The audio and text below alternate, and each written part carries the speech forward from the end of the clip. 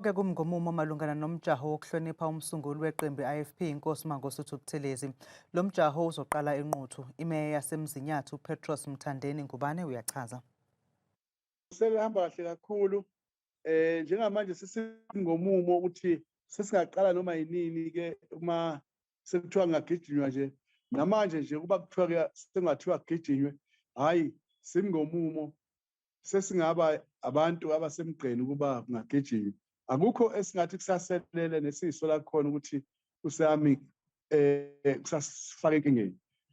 Yonke into isihlelekile, amamashalo okuqala ahlelekile, udwetshwa kolayini kuhlelekile, lapho bezoma khona iziteshi lapho kubekwa khona amanzi bewathola khona abantu kuhlelekile. Sekushoda abagijimi kuphela ukuthi sinesiqiniseko sokuthi nabo sebefikile balele la ngoba abanye bebevele sebepractice la kuyona le ndawo yakithi.